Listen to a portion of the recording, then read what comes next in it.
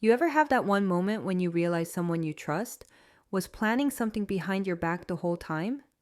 Yeah, that was me. My boyfriend told his mom to change my locks while I was still living there. He thought he was being smart. But when his mom found out what he'd really done, her words didn't just stop him. They destroyed him. RE8. So hey, I'm Alyssa. I'm 29, live in a little townhouse I bought a couple years ago.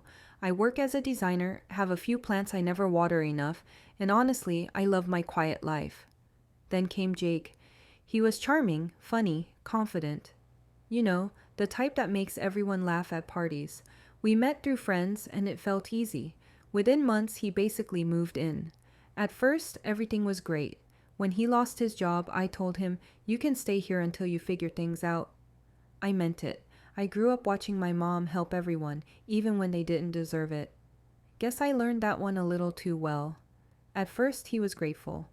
Did small things, helped with dinner, said thank you. But slowly things started changing. He stopped helping, stopped saying thanks, started acting like the house was his. And he'd make these little jokes that weren't really jokes, like, "You don't really need all this space, do you?" Or, "It's kinda unfair one person owns a whole house." Huge red flags. I just ignored them.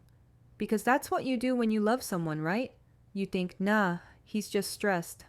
Then his mom, Linda, entered the picture. If controlling had a face, it'd be hers. At first, she was polite, but then came the comments. Greater than Jake isn't used to doing chores. In our family, women take care of the house. Ma'am, this is 2025. Still, I bit my tongue. Tried to keep peace.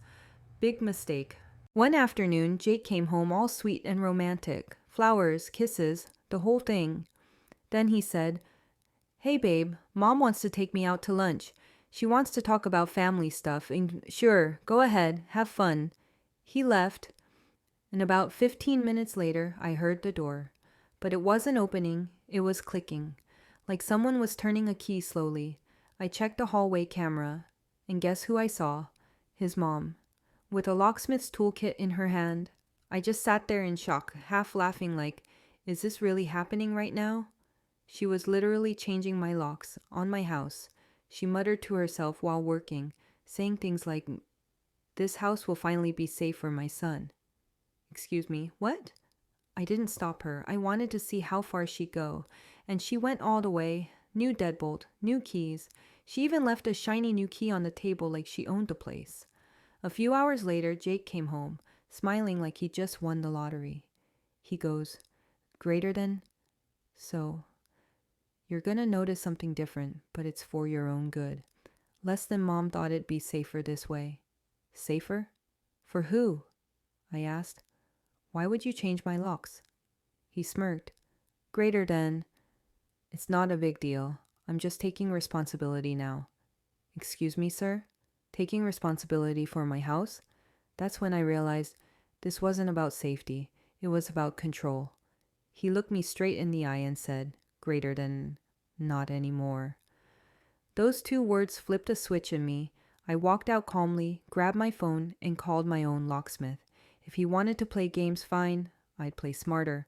While waiting for the locksmith, I checked my hallway camera again. Turns out Jake had no idea I had a hidden one in the entryway. Everything, his mom breaking in, her changing the locks, his smug face, was all on video. I saved every second of it. That evening, when they both came back, I was sitting on the couch, calm as ever. Laptop open, footage ready. He walked in, smiling fake as ever. Greater than, "Hey babe, did you rest?" I smiled back. "Yeah, I did." "You?" Then I pressed play. The look on his face? Oh my God, like someone just unplugged his brain. He started stuttering. Greater than, "Babe, it's not what it looks like."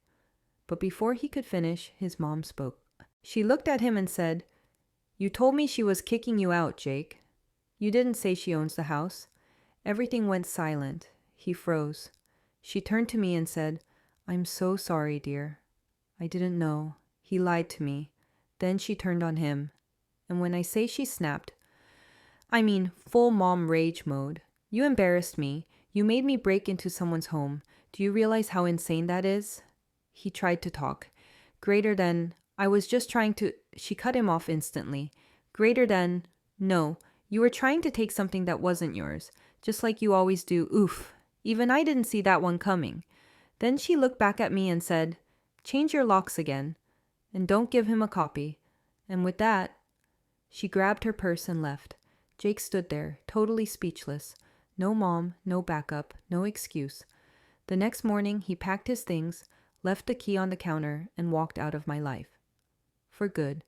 It's been 6 months now. Same locks, same peace. And honestly, I've never slept better. Sometimes karma doesn't need revenge, it just needs the truth, and a mom brave enough to speak it.